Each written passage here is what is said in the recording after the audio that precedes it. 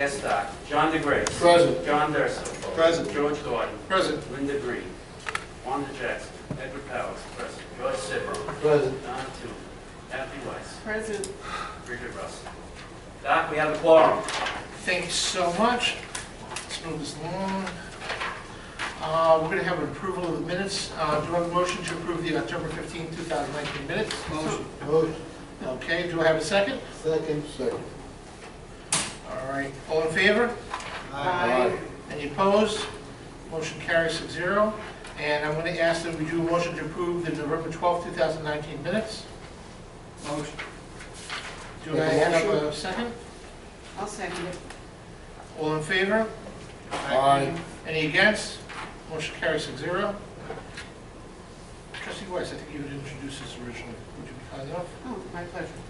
Resolved upon the recommendation of the Nassau Community College Board of Trustees, Financial and Capital Committee, the Nassau County College Board of Trustees hereby approves the pending college procurement agreement with Best Climate Control Corporation in the annual amount of $550,000 as requested by VP Facilities Management, Muscarella, funding source operating and capital. Thank you. Do I have a motion to consider this item? So moved. Do I have a second? Second. All in favor? Any further discussion first? All in favor? Aye. Any against? Motion carries. I'm going to take the honor of just introducing this because I always have this special place in my heart in the college with anything that has to do with the health sciences. So I'm going to resolve that upon the recommendation of the Nassau Community College Board of Trustees, Academic Student Affairs and Enrollment Management Committee of the Nassau Community College Board of Trustees hereby approves the proposal by the Department of Administration, Business Technology, Health Information Technology for an AAS medical assistant degree and recommends the approval of this program by the State University of New York. Do I have a motion to consider this item? Moved. Do I have a second? Second. Okay, any discussion? I'm actually, I'd like to make a comment that I think that the expansion of our programs in the health sciences field is a pathway for our students to be able to get good jobs at the end of a two-year degree. The educational component that we provide at the cost savings that it does compared to all other institutions on the island is a tremendous marketing tool that we really need to get out there. We need to get this out to the high schools. We need to get this out to the lay public to realize what opportunities they have through Nassau Community Colleges, through all the health sciences, for immediate jobs as soon as they're done. So I'm going to call for a vote. All in favor? Aye. Any against? Motion carries 6-0. We're going to go to a first reading of Policy 2200. Dr. Weiss, I'm going to defer to you. So just as a brief summary of Policy 2200, it addresses all forms of sexual harassment, whether it involves students or employees. It should be corrected early and firmly in the interest of maintaining a barrier-free working and learning environment. I also want to comment that a lot of the amendments in this policy are made as a result of changes in both New York State law and SUNY policy changes. There are some things in there about the unlawful dissemination of a publication of an intimate image. I know we've been reading a lot about that on the news. And a whole section on consensual relations was expanded to prohibit relationships where there would be a supervisory or evaluative or other institutional relationships that would create an authority imbalance. I would also comment, not as part, that Dr. Williams and I believe Dr. Wright have been holding informational sessions, feedback sessions on campus, and so the policy has had a chance to have been aired in various places. So I would ask if there are any comments from the board or Dr. Williams on Policy 2200. Anybody? Policy 2200, the policy that we did discuss at Policy and Planning last month, and are bringing for a first read. Okay. Okay? Just really quickly, just to reiterate, Trustee Weiss, what you mentioned, also General Counsel was involved in those conversations, and it was actually taking as well to diversity, equity, and inclusion Academic Senate Committee. So I can certify that I've reviewed policy 2200, and it has been submitted for consultation to the appropriate constituencies within the college prior to submission to the board. All right, thank you very much. I'm going to turn now for the report from the president. So there's always so many great things to share in such little time. I'd like to start off with student highlights. So please indulge me with so many things. We had a debate. It's off-Broadway swing event, which for those in the room who may not know, I just became kind of introduced to this. This is the largest debate event on the East Coast. It's coordinated by the head of our debate team, and it's phenomenal. It's done in conjunction with Hofstra. One day is at Nassau Community College, the next day is at Hofstra, and it was fantastic. I was able to sit in on some debates, and I'm just thankful to Professor Trent Webb for coordinating it and for leading the team to excellence. They're both national and international champions, our speech and debate team. We talk about highlighting the college, Dr. Garden, you mentioned, and we do it in so many different ways, and I agree there are definitely opportunities. Just to share some of the current things, Nassau Community College has a cheerleading team, and they coordinated a multi-state cheerleading competition with more than 100 high school cheer squads just on Sunday. The level of exposure that brought to the college, to our facility, was immense. We're talking, and several of them were very local. So it was fantastic to see that and experience that. Our SGA president, seems like he's always being shared. Bryce Mack was a panelist during a conversation held at the chancellor's meeting last week during a snowstorm. And just to share context, the chancellor's meeting is a convening of the presidents of all the 64 campuses. So when we were having a conversation in regards to campus climate, he was one of but a few students in all of SUNY who was asked to represent the student voice. This is a representation of the college that we should be proud of, and that I think deserves to be shared with the board and everyone here. I want to end the student highlight portion by saying congratulations to all the students who will graduate after a successful completion of their fall 2019 semester. Bryce Mack is actually one of those students. We'll have several students who will not be back in the spring for good reason. They will be graduating. And a big thank you to all the faculty and staff and all the influencers who have helped the students meet and attain their educational goals. So I wanted to share that with you. A quick enrollment update.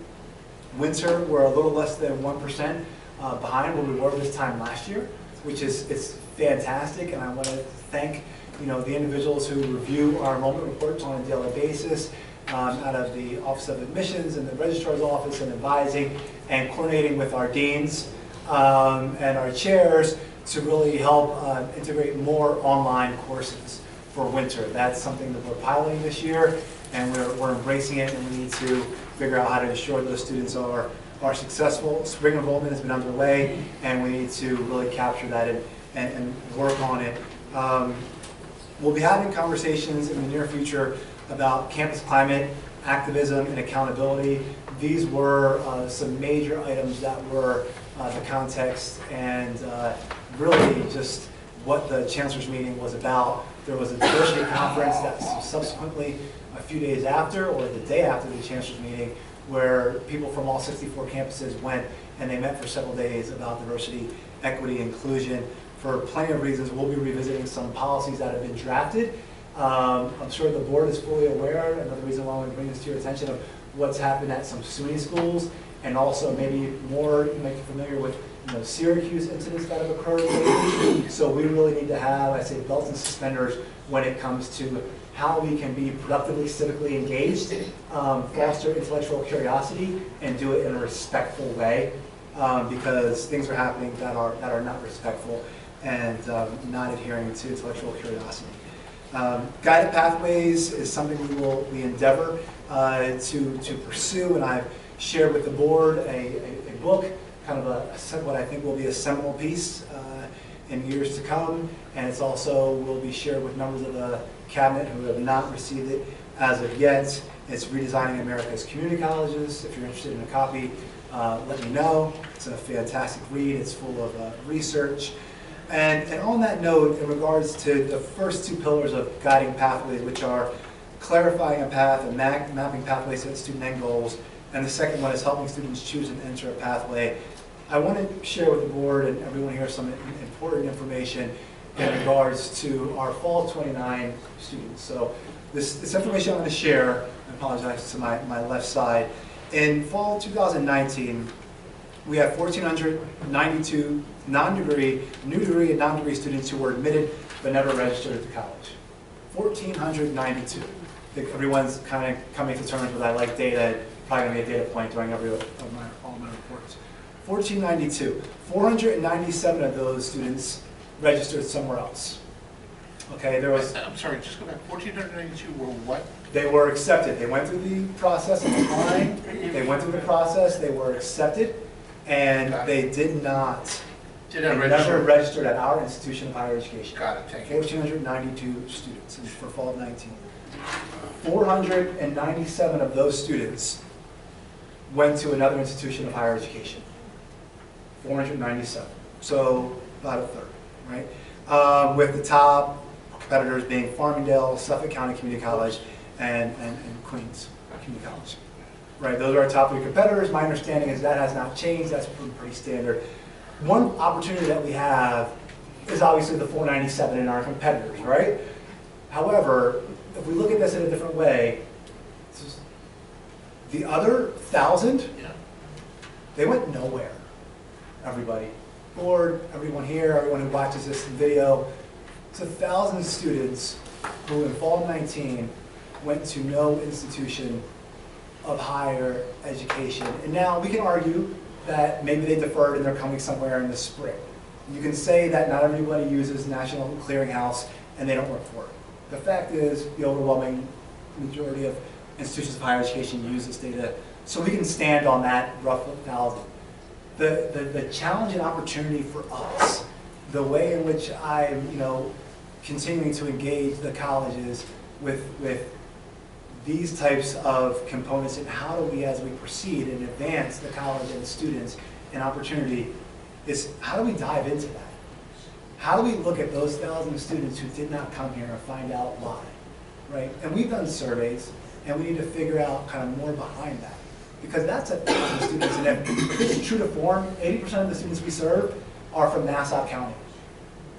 So 800 of those students are Nassau County residents who are not pursuing any institution of higher education.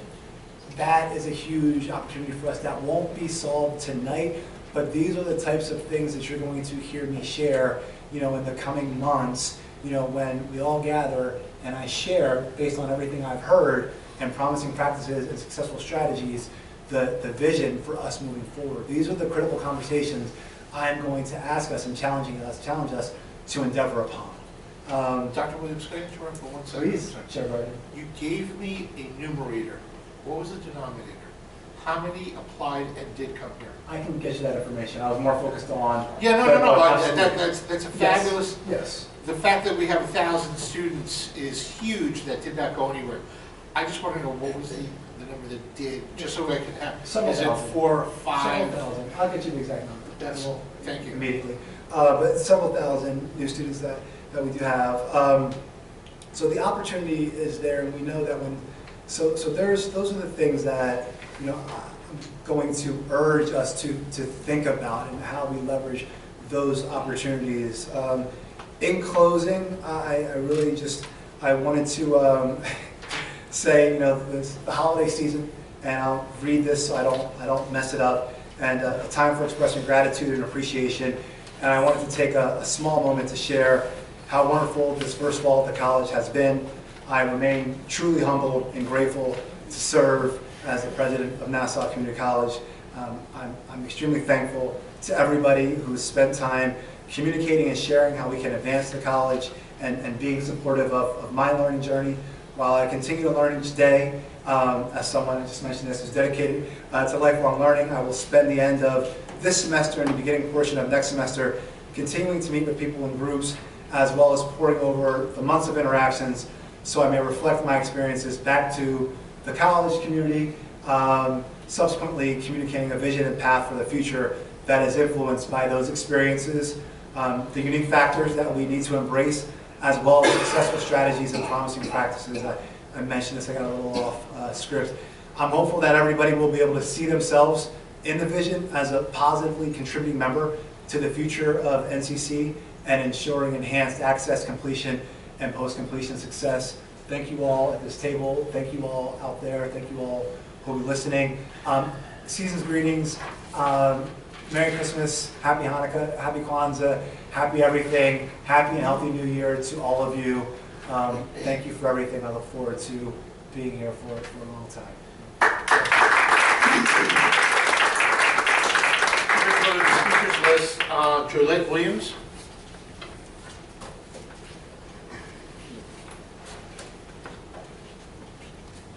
Good afternoon or good evening, members of the Board of Trustees and fellow colleagues and members of the teaching faculty of the college. My name is Dr. Joylette Samuels, and I'd like to share both statistical and anecdotal success of the mentoring program as a faculty member of the English department. We now have the full data for our year-end report for 2018-2019.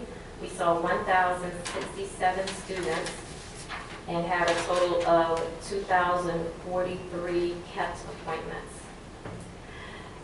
Because of the success of our program, we will be hosting an event on Tuesday, February 4th, 11:30 to 1 o'clock in the CCB Glass Atrium. That is next to Starbucks, if you need a point of reference. That said, I would also like to share a few anecdotal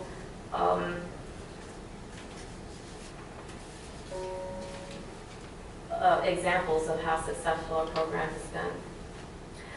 One comes from a fellow faculty member who has written that last summer she mentored an online student in person.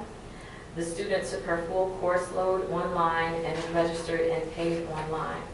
My fellow faculty member was the first and only employee of the college that she had ever met face to face.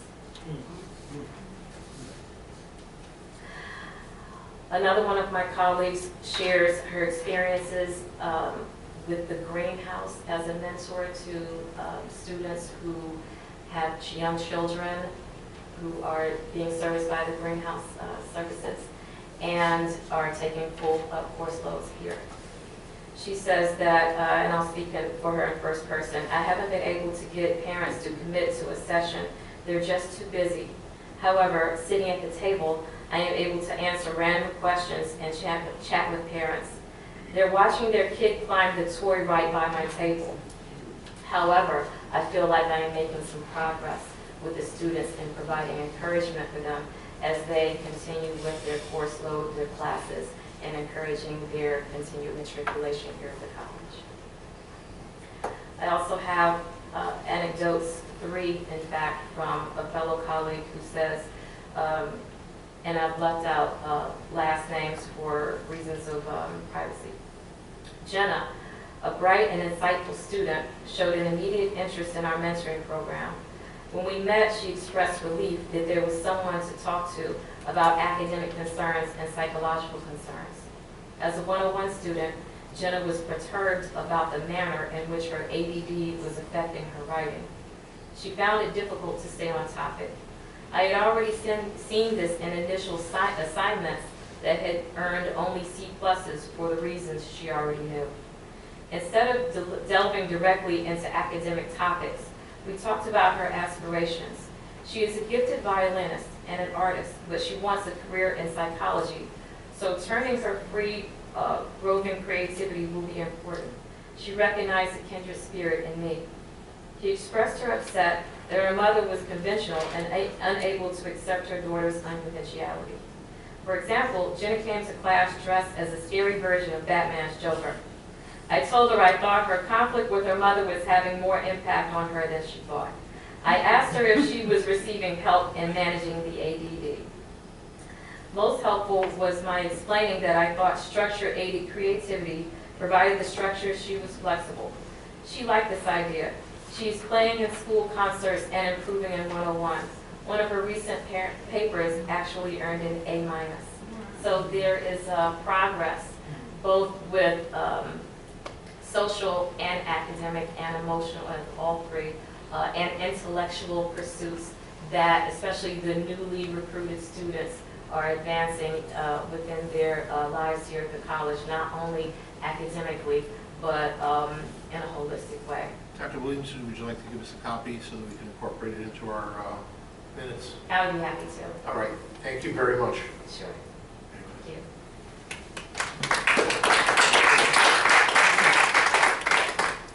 Chef Cronkite?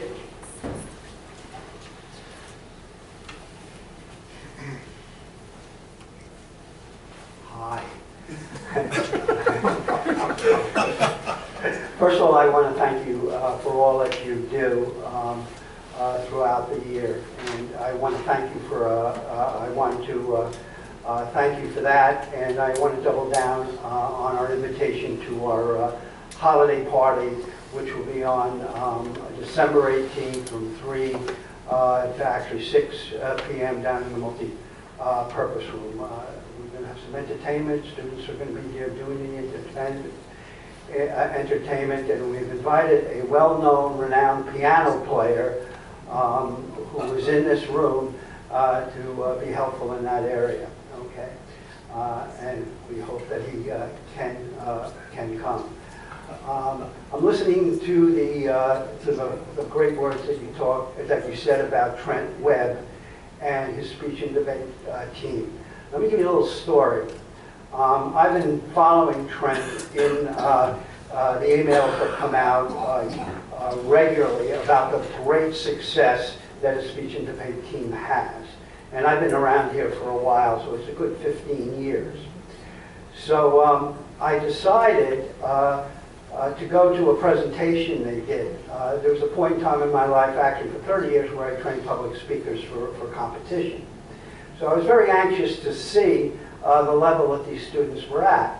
So I went to this presentation that they did, and it was absolutely superior. The next thing that happened was I said, let me volunteer to be a judge.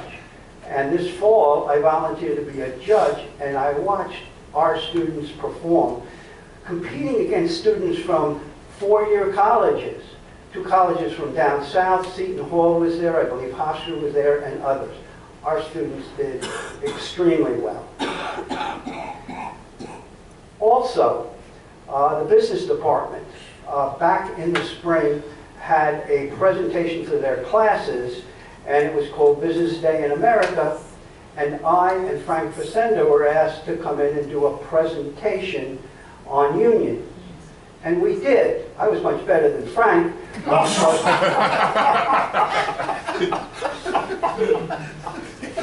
Finally, He goes next. I know, I always go last. I wanted to give an opportunity. So we did it, and it was interactive, and it was great. About 2 weeks later, a student runs up to me and says, "You're President Crompier, aren't you?" I said, "Yes, how would you know that?"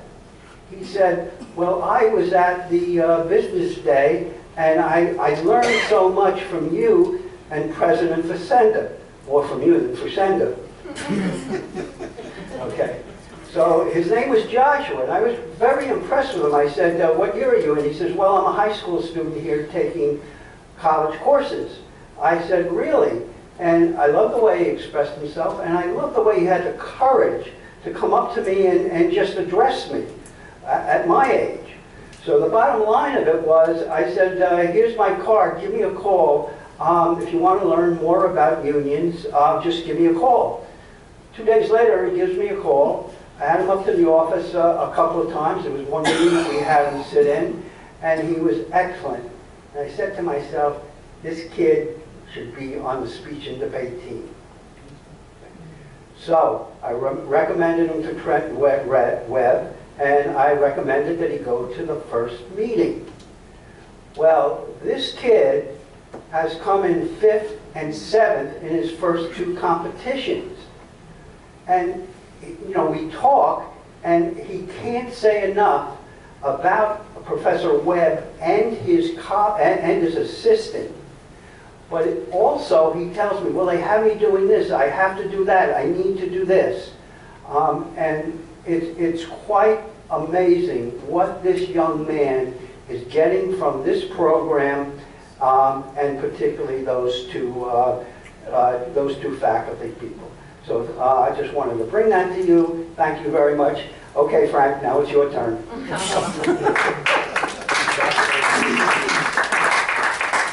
President Frank Fresenda, please.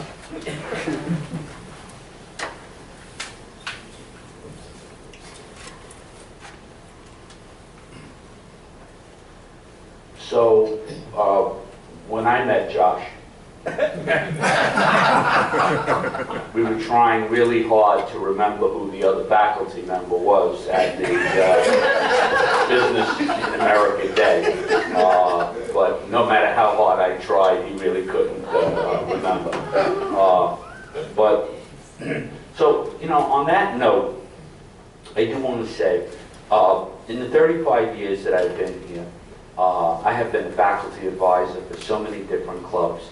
I was on the board of the FSA board, the Faculty Student Association, for about 17 years.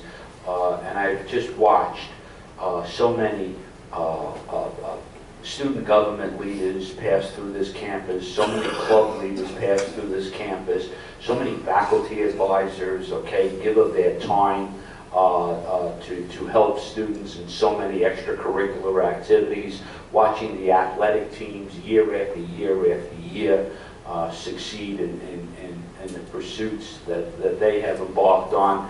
And we all, everybody, should be very, very proud of themselves on this campus, all right, for all the work we do with all the students and the success, all right, that we allow our students to achieve, all right? It's not only what you learn in the classroom. You know, I used to quibble and tell my students that, you know, when they leave Nassau Community College, they might remember a little bit of what they learned in this class or that class, okay? But if they are engaged in a club activity, they're going to remember those activities for the rest of their lives. Every moment of it, they're going to remember.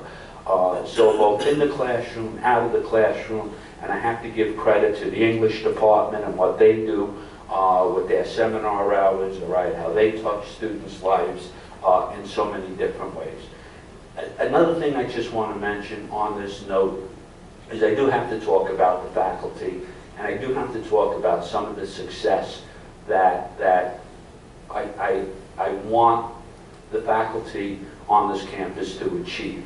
I just had a discussion with NISA, and I'm not going to go into details about it, but I'm telling you right now, okay, one of the things that we have to ensure that we are successful about on this campus is to ensure the success of all faculty, new faculty that come on this campus. And the way we can do that, one way we can achieve that, is to provide some kind of a mentoring program, okay, in the departments, okay, so that faculty, new faculty that come there, they understand what's expected of them, and they should be guided by faculty in their department every single step of the way. And I just want you to know right now, I have promised Anissa that these conversations will be held at the NCCFT, they'll be held in the Academic Senate, all right, and I am committed, all right, to achieving the goals that we are going to set forth, and you'll be hearing a lot more about it. So, anyway, I wish you all a very healthy holiday season, whatever it is you celebrate, if you celebrate anything, and I will see you all next year. Take care.